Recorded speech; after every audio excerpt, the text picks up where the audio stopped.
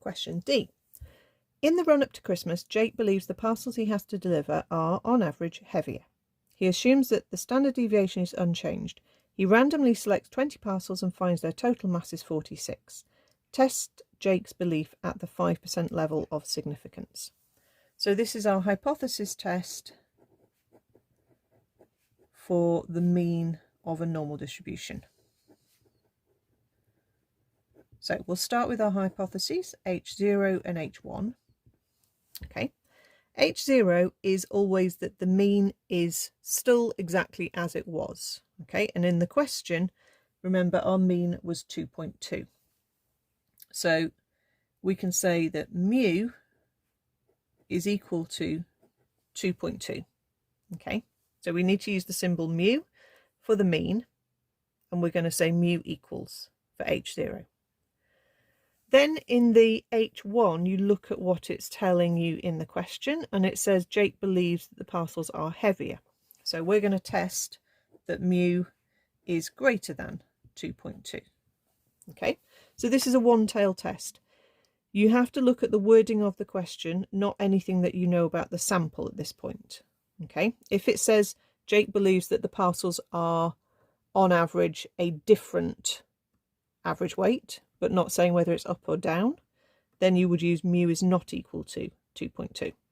Okay, or if Jake believes the parcels are on average lighter, you would use less than. Okay, so what do we know?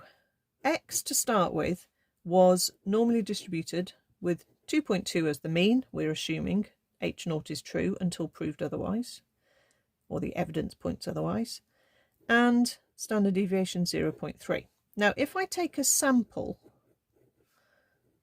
of 20 and calculate the mean, the distribution of the mean is still normally distributed, centered around this 2.2, but the standard deviation decreases by a factor of square root n. So your standard deviation changes to 0.3 over root 20. So when you're writing the distribution of the mean, it looks like that.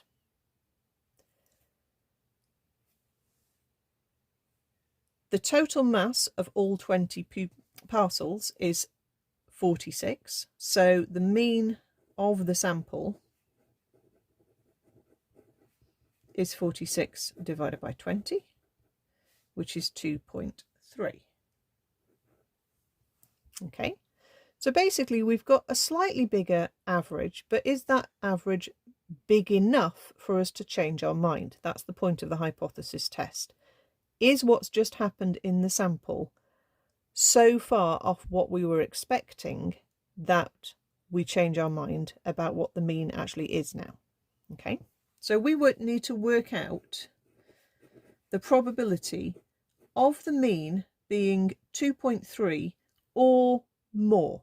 Okay, you can put a greater than or equal symbol there, doesn't matter. We need to work out the probability of that happening if H0 is still true. In other words, if your mu is 2.2 still. So you're working out what would be the probability of this particular outcome happening for this sample.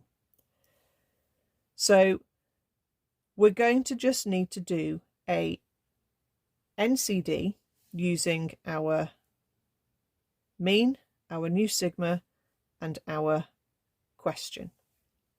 The reason we do greater than or equal to 2.3 is partly because we don't want to work out the value of a specific outcome, because that's 1 out of infinity, which is 0 probability. But what we're saying is if the outcome was any bigger than 2.3, we would also reach the same conclusion. Okay, so we always go towards the tail of the normal distribution graph. So 2.3 is above where we were expecting the mean to be at 2.2. We need to work out the probability of 2.3 or something even more unlikely, something in the tail. Okay. Also, the direction of that symbol will match the direction in H1 if that has a direction. Okay, obviously if that is a not equal to, then that doesn't help, and you have to think about the diagram. Okay, so after all that, all we actually have to do is use NCD and work out this probability. So the start of my area is at 2.3.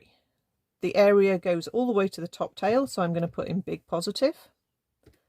I'm going to put in 0.3 divided by square root 20 for my sigma, and I'm going to put in 2.2 for my mean. Obviously, again, make sure your mu and your sigma are the right way around for your calculator. Okay, so I get a probability of 0.068. Okay, that's probably enough decimal places for me. That's about a 6.8% chance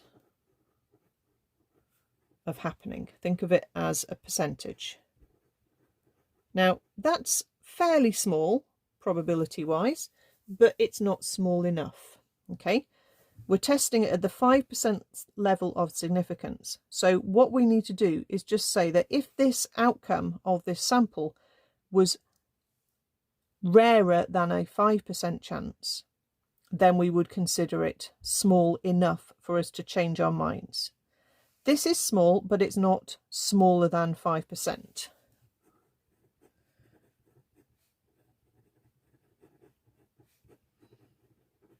Which basically means we are not going to change our mind, okay? If we were comparing it to a 10% level of significance, then it would be small enough for us to change our mind, reject H0 and change our mind to H1. But in this case, we're comparing it to 5%, so therefore we do not reject H0. Okay. This is unlikely, but not completely ridiculously unlikely. Okay. So we've worked out the probability of the mean of our sample being 2.3 or more if the mu is still 2.2. There is not enough evidence, because this is not so small. Okay. There's not enough evidence to conclude that the parcels are on average heavier. Test Jake's belief. Jake was thinking they were heavier, so Jake's belief is not supported.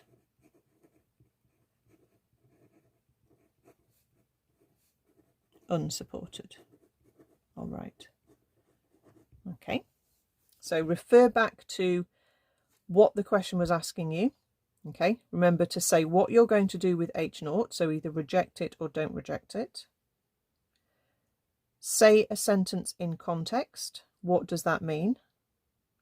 Okay, and if necessary, say something about, is the belief supported or unsupported?